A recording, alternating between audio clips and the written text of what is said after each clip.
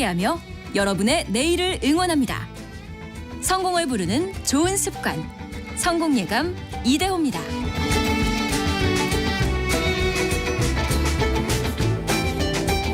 성공예감 이대호입니다. 2부의 문을 열겠습니다. 3월 25일 월요일 오전 10시 5분 지나가고 있고요.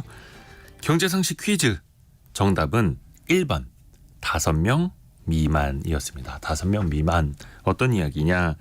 근로기준법이 원칙적으로 근로자를 5명 고용할 때부터 적용이 되니까요. 4명까지는 근로기준법이 적용이 안 된다. 뭐 연차 휴가도 마찬가지고요. 어떻게 보면 사각지대일 수도 있을 텐데 그 영세한 또 사업장을 운영하시는 분들에게는 일종의 좀 범퍼 같은 역할이 또 되기도 하는 겁니다. 입장에 따라서 또 달리 느껴질 수가 있죠. 많은 분들이 정답과 사연 보내주셨는데요. 김경철 님이 아내랑 같이 여행 가기가 힘들어요. 아내가 5인 미만 사업장에 있어서라고 보내주셨고요. 79955님도 얼마 전에 퇴사한 회사의 규모가 작다 보니까 근무하는 8년 동안 사용하지 못한 연차가 너무 많았어요. 한 사람만 빠져도 동료가 힘들어지니까 자동으로 사용을 못하게 되는 분위기였거든요. 라고 보내주셨네요. 아마 많은 분들이 공감하실 것 같습니다. 또 반대로 1373님 5인 미만 카페를 하는데요. 5인 5명을 고용하고 있는데 올해 제가 조금 더 일하고 구조조정을 했네요. 정리하는 과정에서 눈물이 납니다. 라고 보내주셨고요. 오영일사님은 저희 사위는 애 낳는 날도 눈치 보느라고 간신히 갔어요. 라고 보내주셨네요. 자, 하루하루 또 이렇게 작은 사업장에서도 열심히 일하시는 분들 저희가 응원합니다. 자, 시황도 한번 볼까요? 코스피는 조금 상승 출발했다가 먼저 하락으로 돌아섰네요. 2743으로 코스피는 0.14% 내리고 있고요. 코스닥이 상대적으로 강합니다. 915.87까지 올라서 1.3% 강세입니다. 코스닥 시가총액 상위인 배터리 관련주나 바이오 관련주가 좀 많이 이끌고 있는 것 같네요. 원달러 환율은 1343원, 1343원 가리키고 있습니다. 자, 개미스쿨 시간인데요. 증시가 계속해서 좀 꽃을 피울 수 있을까요?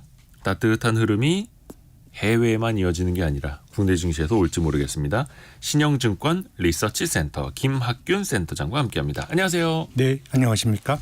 지난주에 코스피가 거의 한 4% 이상 올랐죠? 네. 특히 반도체 업종 삼성전자가 강세였습니다. 그렇습니다.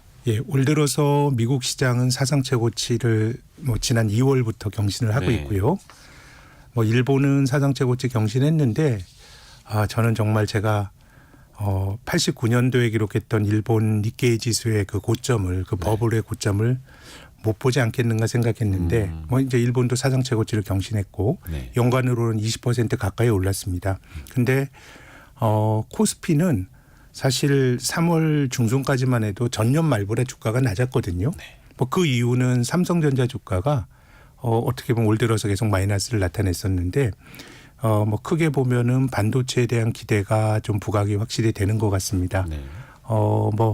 이제 엔비디아의 삼성전자가 또 HBM을 납품할 수 있다라고 하는 그런 기대 섞인 전망이 나왔고, 또 지난주에 삼성전자와 SK 하이닉스와 거의 비슷한 비즈니스 모델을 가지고 있는 미국의 마이크론 테크놀로지가 실적도 좋았지만 향후 전망에 대해서도 굉장히 긍정적인 그 가이던스를 내놓았거든요.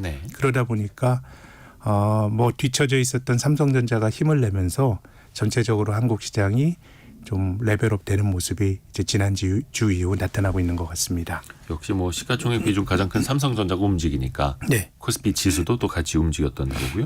특히 지난주에 외국인 투자자가 막 조 단위로 하루에 순매수를 하더라고요. 근데 뭘 사나 봤더니 역시 삼성전자. 그렇습니다. 지난주에 막 2조 3천억 정도 순매수를 했다고 합니다. 근데 하이닉스도 사기는 샀는데 3,600억 원 수준이어서 순매수 규모가 압도적으로 삼성전자에 쏠렸거든요. 하이닉스 주가가 굉장히 많이 올랐죠. HBM이라고 하는 AI 반도체에 들어가는 반도체 메모리의 약간의 그 신상이죠.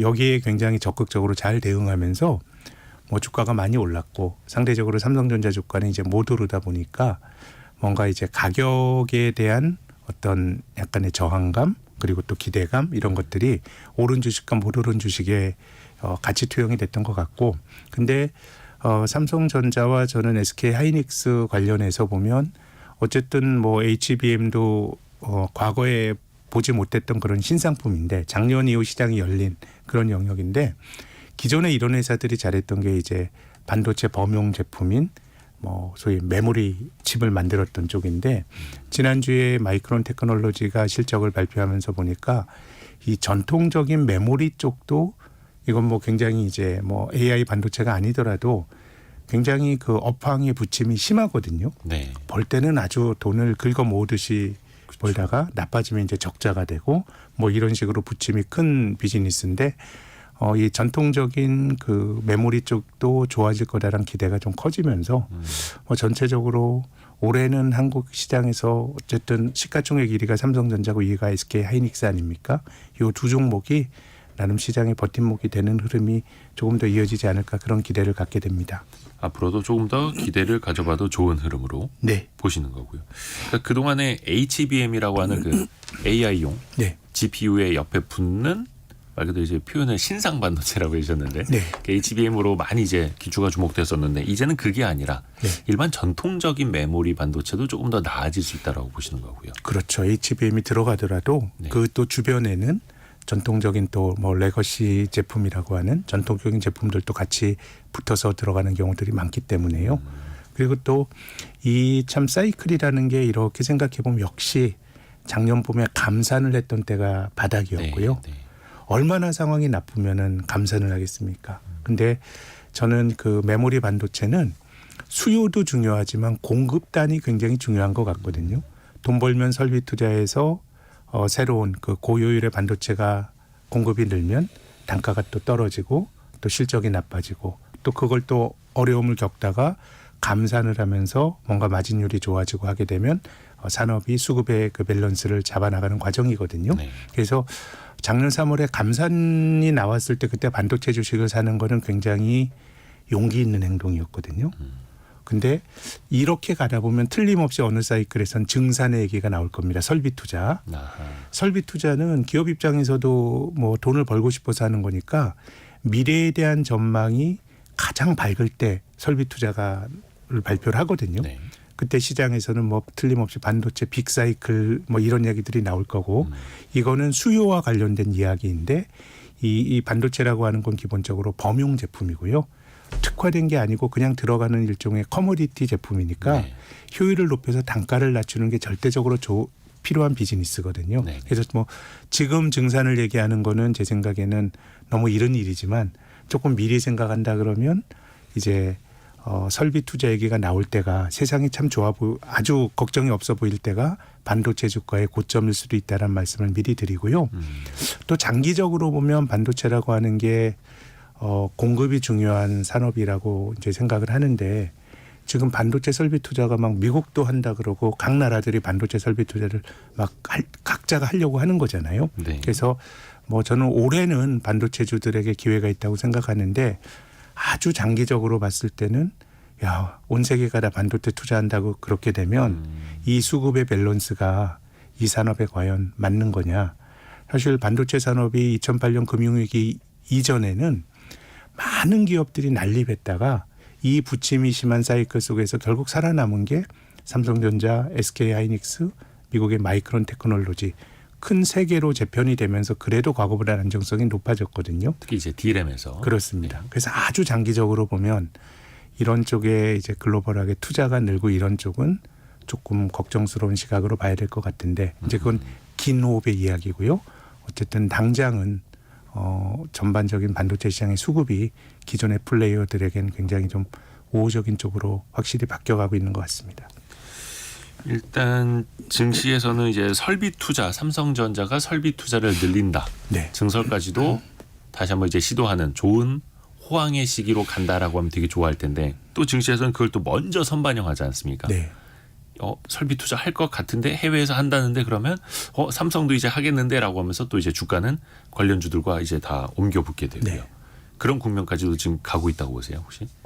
저는 이제 뭐 이게 과거에 못 봤던 사이클이 아니고요. 뭐 HBM이나 이런 거는 새로운 유형의 반도체 칩이라고 치더라도 나머지는 뭐 전통적으로 증산 설비 투자할 때 공급 과잉 우려 때문에 주가가 떨어지고 근데 설비 투자가 진행되는 시점에서 실적이 꺾이진 않거든요. 또 기업 입장에서도 설비 투자는 큰 돈이 들어가는 거기 때문에 가장 형편이 좋을 때 설비 투자를 하기 때문에 뭐 아직까지는 반도체 경기가 바닥에서 돌아서고 있는 쪽이기 때문에 그걸 얘기하는 건 조금 이릅니다만은 제 생각에는 뭐 최소한 앞으로 2년 이내에는 그런 국면이 올 텐데 그때는 어쨌든 반도체는 모두가 비관할 때 기회가 있는 것 같고요. 네. 그건 감산이고 또 모두가 낙관하고 설비 투자가 늘어날 때는 또 반도체 주식에 대한 좀 매도 신호로 해석을 해야 되는데 뭐 조금 이런 얘기입니다만 이번에도 그러지 않을까 뭐 그런 생각을 갖게 됩니다. 그건 이제 사이클이 있는 산업이다 보니까. 그렇습니다. 그리고 지난해 그리고 올해 아주 초까지만 하더라도 많은 이제 증권사들에서 증시 전망을 할 때 한 2,500선에선 사고 2,700 가까워지면 좀 파는 전략? 네. 뭐 이런 이야기들 좀 했던 걸로 기억을 하는데요. 근데 지금 이제 2,700을 또 강하게 넘어서다 보니까 조금씩은 전망이 달라지는 것 같더라고요. 그런 것 같습니다. 제 생각에는 네. 뭐 반도체가 좋아질 거다라는 기대는 많은 이들이 했던 것 같고 네. 사실 많은 사람들이 동일하게 기대를 하면 시장이 대체로 반대로 움직이는 경우가 많았는데 네. 이번에는 반도체가 뭐 다수 의견대로 가는 것 같고요. 작년 말에 전망했을 때와 지금 아주 달라진 거는 저는 밸류 프로그램 같거든요. 아하. 이게 주식시장에 대해서 정말 이제 돈을 앞으로 기업들이 어떻게 벌 거냐 이거는 굉장히 불확실성이 큰데 밸류업이 주주 환원을 가지고 이제 화두가 돼서 논의가 되다 보니까 일단 기업들이 가지고 있는 부를 주주들에게 얼마나 돌려줄 거냐 뭐 이런 것과 관련된 논의가 1월 중순부터 본격적으로 진행이 되고 있고 그래서 이게 뭐 시행이 될지 모르겠습니다만은 전 뭐 역시 뭐 하나하나 뭐 100% 이게 그 우리 공동체의 가치로 보면 맞지 않을 수 있다고 생각은 드는데 적어도 주주들에게는 우호적으로 뭐 주주들의 이해가 사회 전체의 이해와 뭐 저는 다를 수도 있다고 보지만 투자하는 사람들 입장에서 어쨌든 주주들의 이해가 중요한데 최근에 뭐 배당소득세를 뭐 분리과세로 뭐 하는 건 어떠냐 아니면 기업들이 자사주를 소각하게 되면 조금 세제 감면 혜택을 주는 게 뭐 어떨 거냐 뭐 이런 논의들이 벌어지고 있거든요. 네. 그래서 뭐 이것 자체는 제 생각에는 주주들에게는 굉장히 우호적인 변화니까 작년과 올해 봤을 때 제 생각에 첫 번째 변화는 밸류업인 것 같고 또 두 번째는 중국이 뭔가 이제 경기 부양을 좀 하는 것 같습니다. 아하. 예, 중국이 뭐 경기를 아주 띄우겠다 이런 건 아니지만 너무 떨어지는 것을 막는 정도의 경기 부양은 나오는데 또 중국도 지난 10년 동안 중국 경제를 한번 돌아보면 그 경기 부양의 신호는 부동산에 또 경제적 자원을 넣는 겁니다. 네. 근데 우리가 지난 2월 이후로 중국의 대출 금리가 낮아진 것도 있지만 부동산에 대한 대출 규제가 완화가 된 것도 굉장히 좀 중요한 사인인 것 같고요. 그렇게 본다 그러면 작년 말에 봤던 것보다는 밸류업과 중국 쪽에서 조금 기회가 있는 것 같고 밸류업은 조금 장기적인 호재인 것 같고 중국은 뭐 한 2분기 내외에 짧은 호재가 될 것 같고요. 또 조금 나빠진 거는 이제 미국의 금리이죠. 미국이 작년 말과 금년 초만 하더라도 한 3월부터 금리 낮춰서 연간 6회인데 우리가 지난주였나요? 네. FOMC를 경험을 했는데 뭐 당연히 동결이고 연내 6회 금리 인하가 아니라 많아야 3회 정도니까 이런 기대치는 조금 후퇴한 것 같은데요. 뭐 전체적으로 보면 미국 금리와 관련된 요인보다는 다른 두 가지 요인이 밸류 그리고 또 반도체가 생각대로 좀 가시적인 그 호전이 있다라고 하는 게 어쨌든 악재보다는 조금 호재의 힘이 더 우세한 거 아닌가 이제 그런 생각을 하게 됩니다. 악재보다 호재의 힘이 우세해지는 그리고 뭐 밸류업 프로그램, 네. 코리아 디스카운트 현상을 좀 해소하기 위한 밸류업 프로그램도 이야기해 주셨는데 오늘부터 한국거래소가 이제 외국인 투자자 특히 이제 헤지펀드들 뭐 엘리엇을 비롯한 흔히들 대한민국 기업들의 경영권을 공격하는 것 아니냐 막 이런 시선까지도 받았던 그런 헤지펀드들도 직접 이제 만나서 이 밸류업 프로그램에 대한 의견을 듣는다 하더라고요. 네, 네. 많이 좀 달라진 거죠. 그 저는 자세가. 시장이라고 하는 게 예컨대 경영권을 과도하게 주주들이 네. 공격을 해서 기업의 장기적인 가치가 저는 훼손되는 경우가 있을 수도 있다고 생각합니다. 뭐 주주들의 이해관계가 다선은 아니고 특히 이제 최근처럼 사람들이 주식을 너무 빨리 사고 파는 사실 60년대만 하더라도 문헌 기록을 보면 뭐 우리나라는 주식 투자가 대중화되기 전이었지만 미국 같은 경우는 주식의 평균 보유 기간이 5년이 넘었거든요. 그러면 이건 뭐 장기적으로 중간에 주가 등락은 있겠지만 기업이 잘 돼야 네. 그 기본적으로 주주도 돈을 버는 그런 구조였는데 지금은 뭐 1년에도 한 소유권이 한 회전율이 뭐 300% 이렇게 된다는 거 아닙니까? 300%라고 하면 3번 사고 파는 거죠. 그렇죠. 본인이 갖고 있는 돈을 3번 몽땅 사고 파는. 그럼 내가 정도죠. 주주로서 가지고 있는 기간은 평균적으로 한 4개월 정도 되는 거니까 그 기간 동안에 뭐 기업이 배당이라도 많이 해주면 좋은 거지 장기적인 주주 환원이나 이런 것과 관련해서는 사실은 굉장히 이해관계가 단기적일 수도 있거든요. 네. 그래서 저는 요즘처럼 그 회전율이 높아진 주식을 짧게 사고 파는 주주들이 많아진 상황에서는 그들에게 휘둘리는 게 저는 장기적으로 꼭 기업 가치 제고에 도움이 안 될 수도 있다고 봅니다. 뭐 일본 같은 경우는 하도 주주들의 입김이 이제 세지다 보니까 아예 자발적으로 상장 폐지를 하는 기업들도 막 나오고 있는 거거든요. 그렇죠. 그래서 저는 이게 시장판이라고 생각합니다. 시장이 아주 고귀하고 아주 실험실의 무균실처럼 나쁜 건 없고 밸류업이 좋은 것만 하고 이건 아니라고 봐요. 하다 보면은 그런 아주 단기주의적인 기업들의 공격도 전 있을 거라고 보는데 그렇다고 해서 한국이 그러면 지금 우리나라가 현실적으로 그 외국계 헤지펀드라든가 아니면 공격을 받아가지고 경영권이 넘어간 사례 없거든요. 몇 번 그런 건 위기는 있었지. 있었습니다만. 네.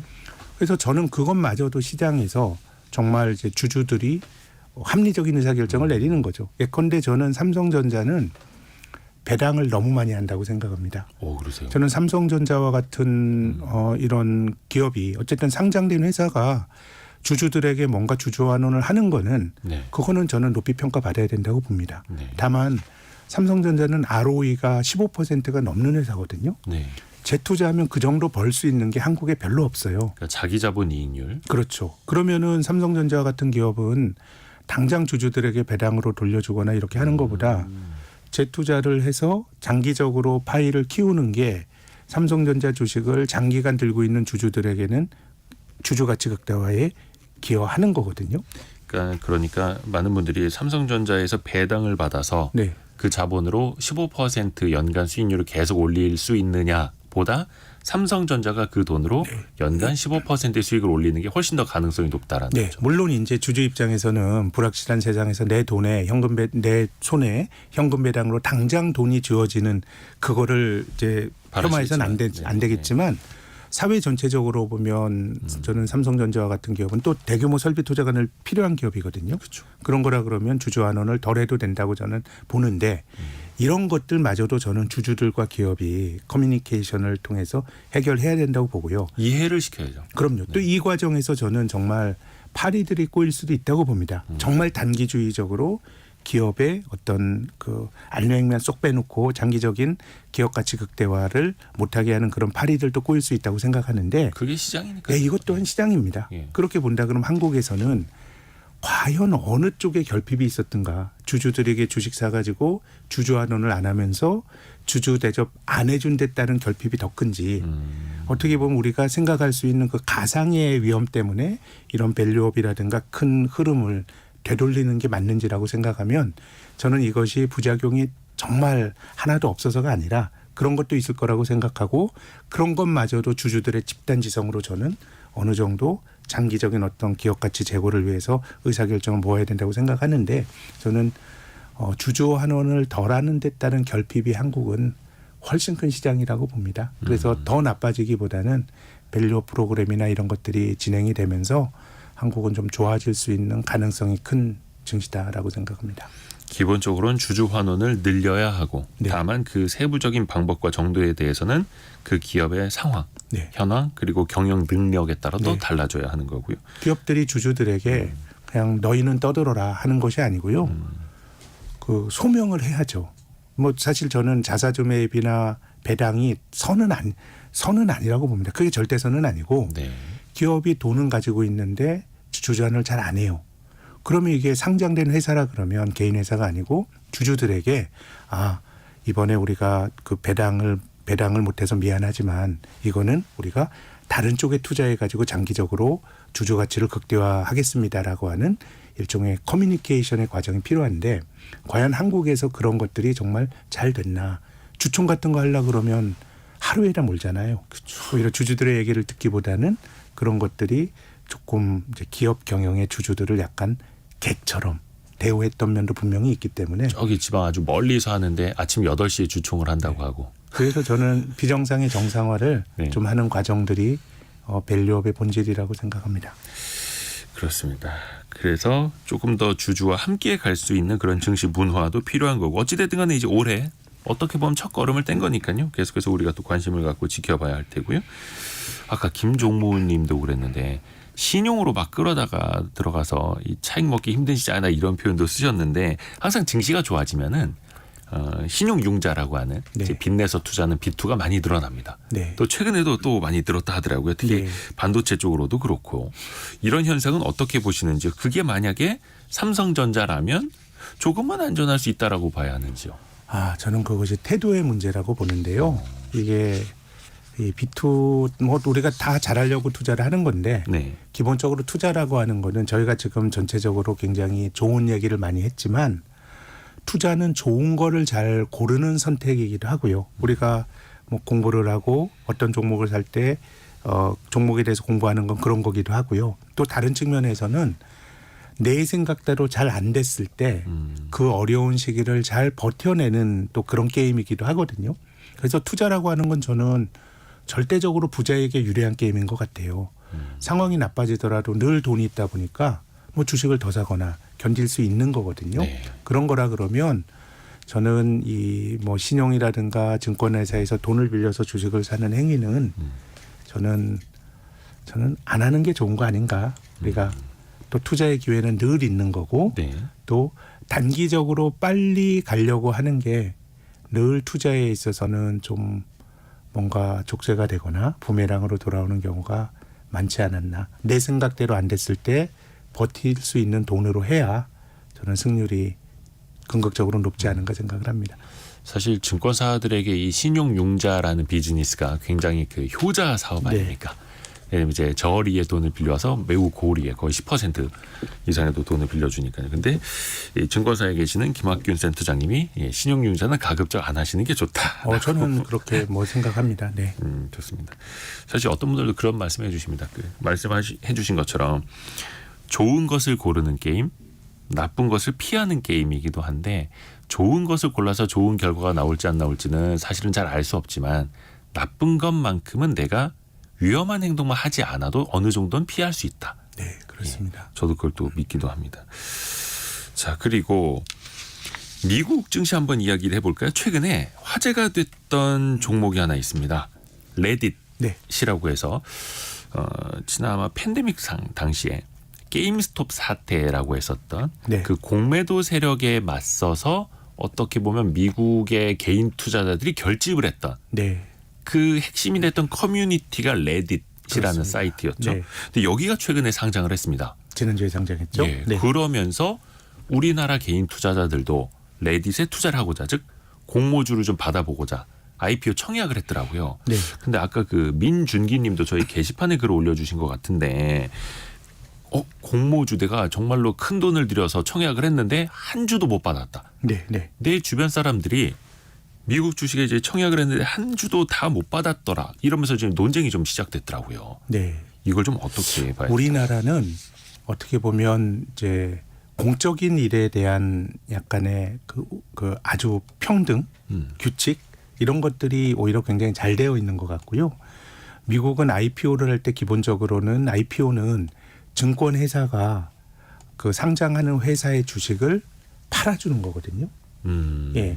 그 이를테면 지금 이제 IPO라고 하는 게 자금을 조달하는 거잖아요. 네. 자금을 모으려 상장하려고 하는 회사가 주식을 발행해서 동업자를 구하는 거고 그 중간에서 매개를 해주는 게 증권사가 소위 말하는 그 IPO 업무를 하는 거죠. 증권사에서 뭐 ECM이라고 하는 에쿼티 캐피탈 마켓이라고 하는 게 기업에 자금 조달을 해주는 건데 미국의 경우는 그 중간에 있는 그 증권사들의 권한이 굉장히 강한 것 같아요. 주식을 이제 배분할 때도 뭐 그 자기 증권사 오래 거래한 고객들, 자기를 충성 고객들에게 좀 더 많이 주는 것 같고, 그래서 아마 짐작컨대 책임도 많이 질 겁니다. 그 지분을 증권사가 그 고객들에게 팔지 못하면 자기들이 안아야 되고, 네. 그래서 그런 그 의무와 책임이 조금 더 강한 것 같고, 그래서 한국보다는 주관사들이 굉장히 뭐 아주 모두가 오픈이 된 투명한 기준으로 하기보다는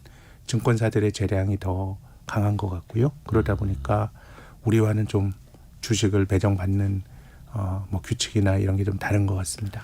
우리나라는 그 주관사가 증권신고서 나중에 이제 발행이 얼마나 됐다는 걸 밝힐 때 공시 안에다가 수요 예측할 때 가격대는 얼마에 몇 주가 어떻게 몰렸고 네. 이런 것까지 세세하게 쓰도록 되어 있는데 네, 특히 네. 미국은 뭐 그걸 세세하게 밝히지는 않는다라고 네. 하고, 특히 우리나라 경우에는 미국 주식을 청약 대행만 하다 보니까 그 중간 또 회사를 끼고 하다 네. 보니까 구체적인 그 청약 또 IPO 관련된 그 배정과 관련된 정보를 또 투자자분들한테 세세하게 전달을 못하는가 보더라고요. 네, 우리는 IPO하게 되면 이건 뭐 어느 정도 균등 배정입니다. 아니면 비례 배정입니다.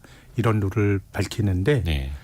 미국은 아무튼 주관사의 그 배분의 기준이 한국보다는 좀 재량권이 높은 것 같습니다. 그들의 재량권이 많다라는 건 개인 투자자들에게는 조금 불만일 수도 있다. 특히 해외 투자자들, 그렇죠. 예, 오랫동안 거래하지 않은 해외 투자자들에게는 좀 주식을 받는데 핸디캡이 될 수가 있겠죠. 그래서 대한민국 금융시장은 오히려 이제 개인 투자자분들에게 조금 더 기회를 많이 드리는 게 현실. 그리고 미국은 그냥 자본주의의 그냥 극치로 가는 거고요. 좀 그런 면이 있는 것 같습니다. 네. 다릅니다. 근데 레딧 같은 경우에 보니까 역시나 많이 또 주목을 받았는데 상장 초반에 변동성이 또 엄청나더라고요. 미국은 이제 가격 변동폭이 이제 없으니까요. 상한가 하한가 제한폭이 없죠. 예. 그래서 뭐 50% 가까이 첫날 오르기도 하고 또 그 다음 날은 10% 가까이 떨어지기도 하고 뭐 진폭이 굉장히 큽니다. 그래도 시가총액이 한 10조 원 정도 되니까요. 아직 네. 돈을 버는 회사는 아닌데 그러다 보니까 어쨌든 뭐 싼 주식은 아닌 것 같습니다. 시총은 10조 원. 근데 아직 흑자는 못 내는 회사. 네. 근데 여기가 막 AI 또 샘 얼트먼이 투자한 회사다. 네. 이러면서 굉장히 주목을 받는 거잖아요. 3대 주주죠. 근데 말씀하신 것처럼 이게 일종의 SNS의 이제 플랫폼인데 네. 과거 인터넷 포탈 때부터 이 사람들이 많이 몰려 있는 플랫폼이 어떻게 돈이 되느냐 여기에 대해서는 상당히 좀 계속 좀 도전들이 있었던 것 같아요. 네. 물론 이제 구글이나 이런 회사처럼 구글의 모회사 알파벳이 상장돼 있죠. 성공적으로 한 기업도 있지만 많이 모인 기업들에서 어떻게 수익 모델을 만들 거냐 이런 것들이 굉장히 좀 이제 이슈가 되는 것 같고, 그래서 저는 이제 그 플랫폼 자체의 기업도 틀림없이 대박을 칠 수 그런 기업이 나올 수 있겠지만 예전에 그 미국의 19세기에 그 캘리포니아에서 금광이 발견됐을 네네. 때 많은 사람들이 그야말로 골드러시가 있지 않았습니까? 그렇죠. 네. 그때 이제 돈을 벌었던 사람들은 금을 캔 사람이라기보다 이 청바지 판 사람들 아니에요? 청바지 판 사람들이 부자가 됐다는 거 아닙니까? 청바지, 곡괭이, 뭐 천막. 네. 그러니까 이제 그런 것들이 저는 엔비디아도 본질적으로는 이 청바지 파는 데죠. 그런 비즈니스를 하는데 기반이 되는 일종의 인프라를 파는 회사들 아닙니까? 뭐 반도체라든가. 그래서 저는 틀림없이 이 AI라든가 아니면은 이런 데이터가 주는 어떤 큰 힘이 있을 거고, 제가 가늠하지 못하는 쪽에서 큰 성취를 하는 기업이 나올 수도 있겠지만 이것 자체가 그런 류의 비즈니스는 지난 20년 동안 생각해 보면은 굉장히 위험도 컸던 것 같고요. 그래서 그 주변 쪽에서 좀 기회들이 많이 마련되지 않을까, 저는 그런 생각을 갖고 있습니다. 오히려 주변국에서 기회가 될 수 있다고요. 이를테면 뭐 반도체라든가 그걸 구현하는 하드웨어 요인을 만드는 예전에 청바지 회사 같은 기능들을 반도체 회사들이 하는 거 아닌가라는 생각이 듭니다. 어떤 인프라 측면에서요. 네. 그렇죠.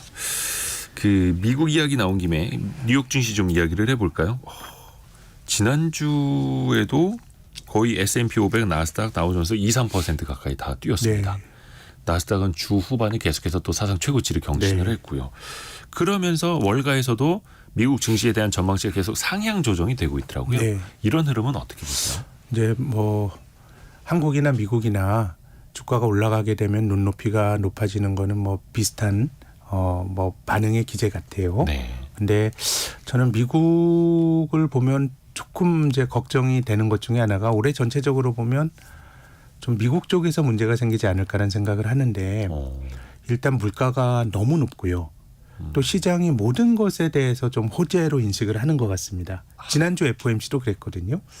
어쨌든 뭐 6월 정도에는 금리를 낮출 가능성이 높은데 그래도 낮출 거야라는 쪽에 반응을 했습니다. 네. 그러면은 미국이 금리를 좀 추세적으로 낮출 거라고 생각을 하면 달러가 좀 약해져야 되겠죠. 네. 근데 지금 원달러 환율은 1,340원대 이제 40원대 갔어요. 워낙 약세 달러. 그러니까 지금 이제 외환 시장에서 보는 시각과 또 주식을 사고 파는 사람들의 마인드가 조금 다른 거죠. 외환 시장에서는 뭐 금리가 그렇게 많이 안 떨어질 것 같은데라는 생각을 하는 거고 주식 시장에서는 어차피 낮출 거 아니야라는 쪽인 건데 그래서 저는 미국은 인플레이션도 잘 안 잡히고 네. 또 본질적으로는 경제가 너무 이제 뜨겁다 보니까 그래서 뭐 경기가 좋으니까 미국 주식이 올라간다 정당한데요.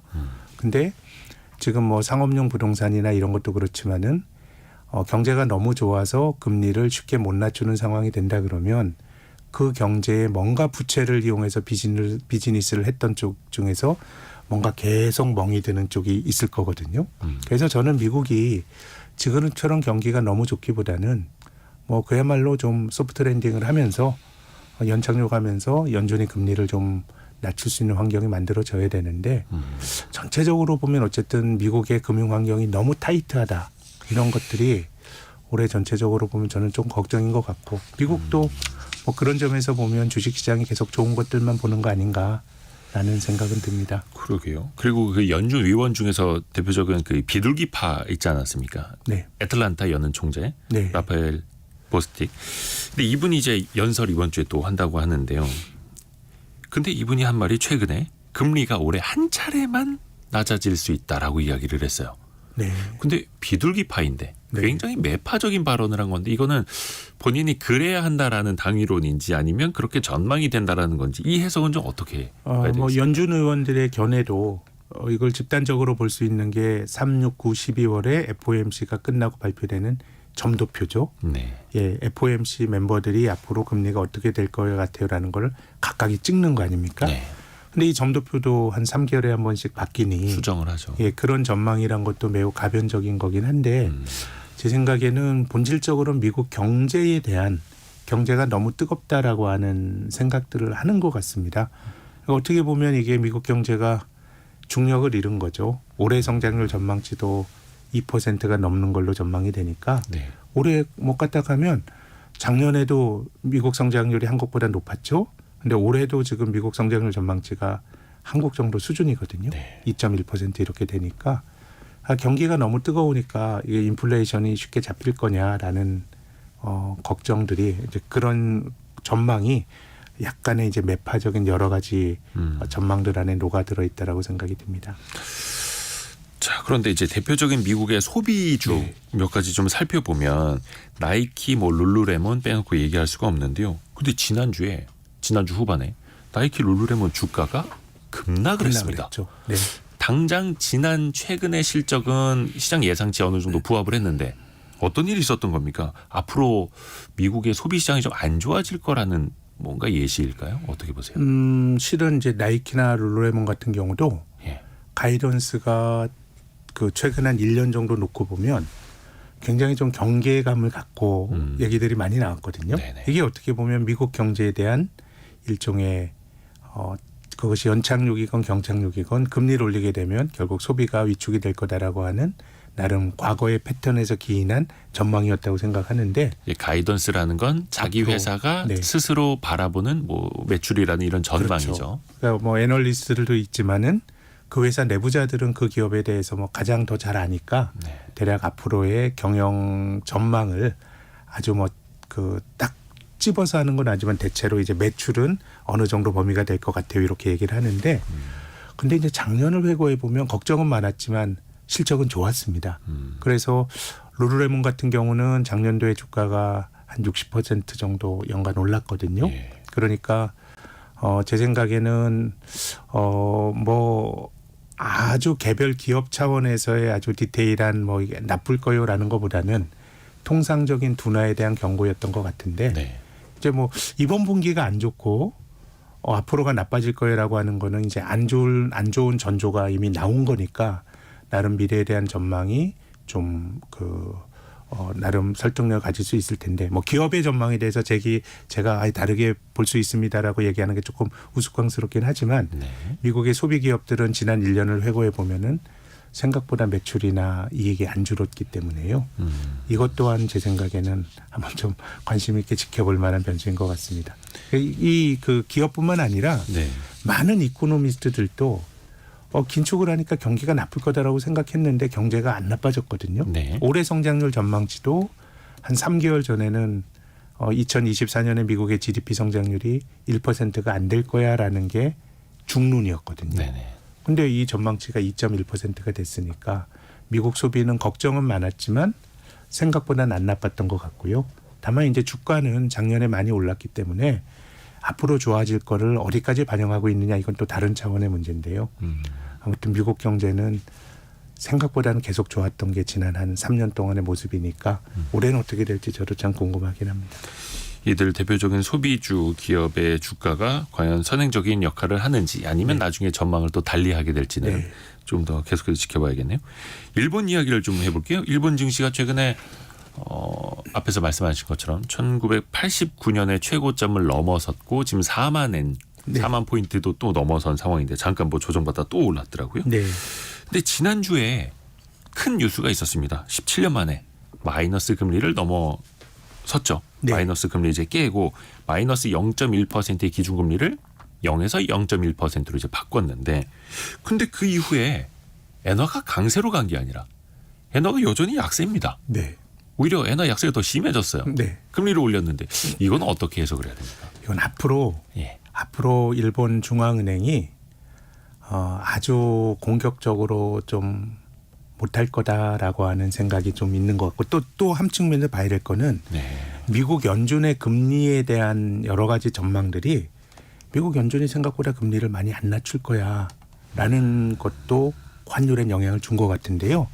근데 어쨌든 일본 중앙은행인 일본은행이 나름의 결기를 보여줬지만 금융시장이 조금 냉소적인 것 같아요. 또 일본 은행의 코멘트도 굉장히 조심스러웠는데 왜냐하면 일본이 소위 잃어버린 30년을 겪으면서 몇 차례 실기가 있었습니다. 89년부터 이제 주가도 떨어지고 또 부동산 가격도 떨어지고 슬슬 뭔가 이것이 순환적인 하강이 아니라 뭔가 좀 과거에 못 봤던 사이클이다라고 하는 사람들이 느낄 때 90년대 중반에 이때는 이제 관료들이죠. 소비세를 우리나라 부가가치세격인 소비세를 그냥 올려버렸습니다. 네네네. 이제 그러면서 경기가 한번 가라앉았던 적이 그렇죠. 90년대 중반의 경험이고요. 또 2000년대 초부터 일본이 이제 금리가 거의 제로가 되다 보니까 이제 양적 완화란 걸 합니다. 네. 근데 2005년 6년에는 일본도 경기가 괜찮았어요. 중국 덕을 보고 하면서 그때 이제 양적 완화를 일본 중앙은행이 이제 해제를 했죠. 양적 완화를 풀면서 공교롭게도 그 직후에 미국의 금융위기가 맞물리면서 디플레이션이 한 번 더 깊어졌거든요. 그래서 이제 일본 중앙은행 입장에서도 뭔가 정상화를 하는데 통상 이제 중앙은행의 그 통화 정책이 바뀌면 연속성을 가지거든요. 네. 금리를 올릴 때도 추세적으로 계속 올리고 떨어뜨릴 때도 계속 떨어뜨리는데 이번에 코멘트에서도 뭔가 정상화에 대한 결기를 보여주기보다는 굉장히 조심스러웠거든요. 그래서 지금 이제 외환시장에서 나타나는 엔이 약해지고 사실 원도 약하잖아요. 네. 이건 미국의 영향이 분명히 있고요. 미국이 금리를 생각보다 많이 안 내리다 보니까 달러가 강한 측면이 있는 것 같고 일본은 일본은행의 통화정책 정상화가 결기를 가지고 진행이 되겠어?라는 정도의 약간의 그런 어떤 전망이 투영돼 있다고 봐야 되지 싶습니다. 미국은 생각보다 금리를 많이 안 내릴 것 같고 일본은 생각보다 금리를 많이 못 올릴 것 같고 네. 그러면서 달러는 강세, 엔화는 약세 이런 식으로요. 또 여기서 이제 파생되는 궁금증 하나가 이제 엔캐리 트레이드 아닙니까? 일본에서 원체 이제 금리가 싸니까 네. 그 돈 가지고 해외 많이 투자를 하는데 그게 다시 일본으로 복귀하는 것 아니야라는 의문들을 항상 이제 따라붙게 되는데요. 네. 아직 그걸 걱정할 정도는 그럼 아닐까요? 어떻게 보세요? 오히려 일본은 지금 엔저를 많이 좀 누린 것 같거든요. 제가 어쨌든 그 아베노믹스란 걸 하면서 일본 중앙은행이 공격적으로 돈을 풀었는데 네. 그 과정에서 어쨌든 엔화가 약해진다라고 하는 게 지금 인플레가 문제가 되긴 하잖아요. 자국 통화가 약하게 되면 수입 물가가 높아지면서 자국 물가가 높아지는데 일본은 실은 지금 인플레로 몇 년 고생했지만 디플레로 고생하면서 인플레를 구조화시켜야 될 나라거든요. 네. 그럼 물가를 바라보는 관점도 다른 나라보다 좀 다를 수 있다고 봐요. 우리나 미국은 물가를 많이 낮춰야 될 당위성이 존재한다 그러면 일본은 그러다가 다시 또 디플레로 가는 거 아니야라고 생각할 수도 있거든요. 뭐 20년 동안 고생한 나라기 때문에 그렇기 때문에 BOJ가 일본 은행이 시장이 생각하는 것보단 굉장히 좀 완만하게 덜 공격적으로 움직일 가능성이 전 있다고 봅니다. 같은 3%대의 소비자 물가 지수 상승률을 보더라도 네. 우리는 저 빨리 낮춰야 되는데 그런데 일본은 이제 좀 우리 살만하다 이럴 네. 수도 있는 거고요. 같은 3%지만 보는 관점은 다를 수 있다. 그렇게 봅니다. 자, 오늘 신영증권 리서치센터의 김학균 센터장님과 함께했습니다. 고맙습니다. 감사합니다. 라디오 정보센터 다녀옵니다. 이종섭 주 호주 대사를 비롯한 방산협력 주요 6개국 주재 공관장들이 참여하는 공관장 회의가 오늘부터 진행됩니다. 이 대사의 조기 귀국을 위해 회의가 급조됐다는 논란 속에 정부는 구체적인 회의 일정을 공개하지 않고 있습니다. 전국 의대 교수협의회는 정부가 의대 증원을 철회하지 않는다면 위기는 해결되지 않는다며 오늘부터 주 52시간 근무를 시작하겠다고 밝혔습니다. 정부는 의료계와 대화는 하겠지만 의대 증원은 바뀔 수 없다는 뜻을 내비쳤습니다. 서울 강남의 주상복합 건물 주민들이 일조권 침해 등을 이유로 인근의 청년 임대주택 건설 사업에 대해 제기한 취소 소송이 서울행정법원에서 각하됐습니다. 주민들은 항소했습니다. LG U+가 오는 7월 프랑스 파리에서 열리는 올림픽의 방송 중계 회선을 KBS, MBC, SBS 등 국내 지상파 3사에 단독으로 제공하기로 했습니다. 지금까지 라디오 정보센터 뉴스 정한다였습니다. 여러분의 질문이 콘텐츠가 되는 시간 애프터 서비스 시간이 왔습니다. 곽지연 리포터 안녕하세요. 네, 안녕하세요. 자, 질문 들어볼까요? 네, 6782번님. 부부 공동명인데요. 청약할 수 있을까요? 청약이 된다면 2주택자인가요? 라고 보내주셨습니다. 그러니까 부부 공동명의여도 청약하실 수가 있고요. 분양받으면 당연히 2주택자가 되는 겁니다. 그러니까 청약 기준은 이 사업체 측, 즉 건설사에서 정하고 있습니다. 그래서 1주택자도 청약 접수가 가능한 모집 공고 있습니다. 이렇게 모집 공고를 하는 겁니다. 그러니까 건설사에서 1주택자도 그러니까 우리 아파트에 청약 접수할 수 있다고 기준을 정하는데 그러면은 내가 저 아파트에 분양을 좀 받고 싶다. 청약 접수하고 싶다. 그러면 그 아파트 접수 조건을 따져보시면 됩니다. 그러니까 건설사마다 기준이 다르기 때문에 내가 청약하려는 아파트 입주 자격 그리고 조건 확인하시면 되겠습니다. 홍진석 님이 네. 1주택자도 청약 통장을 계속 갖고 있어야 할까요? 아니면 해약해야 할까요? 라는 질문 주셨네요. 아마 이런 고민하시는 분들 꽤 있으실 텐데요. 네. 그러니까 추가로 분양을 받을 목적이 있다면 이 청약으로 그러니까 먼저 매매하는 경우가 있다 보니까요. 이 청약 통장 유지하시기 바랍니다. 그러니까 반대로 주택 분양 목적이 아니고 저축 목적으로 청약 통장을 가입을 했다면 그러니까 일반 적금보다 금리가 좀 낮죠. 그렇다 보니까 해지하시고 다른 적금에 가입하시는 게 유리하겠습니다. 그러니까 청약 통장 금리는 정부에서 정하고 변동이 있습니다.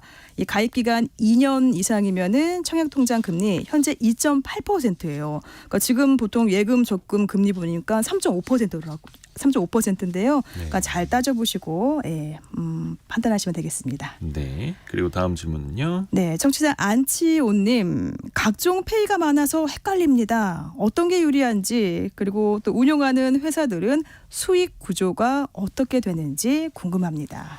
요즘에는 카드 결제보다 간편 결제 쓰시는 분들 많으시죠? 많죠. 뭐 대표적으로 네이버페이, 카카오페이, 뭐 엘페이, 페이코, 뭐 토스페이 정말 많습니다. 많아요. 웬만한 유통기업들도 다 도입을 하고 있고요. 네. 근데 그 수수료는 사는 사람 소비자가 내는 게 아니라 판매자나 이제 기업이 내게 되는데요. 일종의 그런 방식입니다. 우리가 간편하게 당신의 물건을 팔 수 있도록 하고 매출을 올려주니 우리에게 수수료를 주십시오라는 건데요. 여기까지는 카드랑 똑같죠. 그런데 일반 카드 수수료율보다 간편 결제 수수료율이 훨씬 더 높다고 합니다. 특히 영세 사업자들에게 카드 같은 경우에는 또 많이 낮추기도 했고 0.5% 정도인데 간편 결제 같은 경우에는 0.8에서 3%까지. 물론 이제 매출에 따라서 달라지긴 합니다만 상대적으로 일반 카드 수수료율보다 훨씬 더 높다. 그래서 자영업 하시는 분들이나 작게 사업을 하시는 분들, 뭐 매출이 한 3억 원도 안 되시는 분들에게는 카드 수수료보다 간편 결제 수수료가 조금 더 부담이 되는 거죠. 그렇죠. 자, 다음은 청취자 한재호님이 보내셨습니다. 정유시설이 가까운 곳은 운송비가 적게 드니까 기름값이 저렴해야 될 텐데 정유시설과 먼 곳과 기름값이 같은 이유는 뭘까요? 이게 하나의 잣대로 딱 이렇습니다라고 설명드리기가 참 어렵기는 한데요. 일반적으로 인천이나 울산 같이 뭐 정유 공장이 있거나 항구 도시는 상대적으로 좀 저렴한 측면이 있습니다. 그리고 네. 당연히 서울처럼 도심으로 들어올수록 상대적으로 비싸지는데 운송 거리뿐만 아니라 고용 형태도 그렇고 주변 땅값, 임대료 등등에 따라 달라지고요. 참고로 그 정유 시설뿐만이 아니라 항구 도시처럼 대형 트럭이 많이 오가는 곳은 기름값이 좀 저렴할 수 있습니다. 특히 디젤. 왜냐하면 대형 트럭들은 한 번 기름을 넣을 때 수십 리터가 아니라 수백 리터를 넣게 되거든요. 네. 그러니까 몇 원 차이에 따라서 손님이 확확 갈리는 겁니다. 그래서 일반적으로 트럭들이 많이 다니는 지역에서는 경유차 운전하시는 분들은 거기 가보시면 싼 걸 체감하실 수 있을 겁니다. 네. 시간이 조금 애매하긴 한데 하나만 더 들어볼까요? 네, 백성철님. 베네수엘라 기름이 많이 나는데 우리나라에 수입 안 될까요? 베네수엘라가 세계 최고의 매장량을 갖고 있는데 여기 원유가 불순물이 많다고 합니다. 그래서 정제하는데 비용이 더 많이 든다고 해서 그래 과거에는 이 계약을 취소했던 그런 사태도 있었다고 합니다. 곽지연 리포터 고맙습니다. 고맙습니다. 자, 내일 아침 9시 5분에 다시 또 돌아오겠습니다. 성공 예감은 오늘도 여러분을 응원합니다.